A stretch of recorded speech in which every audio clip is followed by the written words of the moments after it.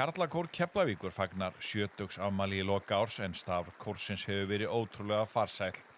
Haldið verður upp á þau tímamót í nóvember með veglegum hætti en kórinn hélt tvenna vortónleika núna nýlega sem þóttu takast mjög vel. Hilmar Bragi fór og tók upp ljúfa tóna.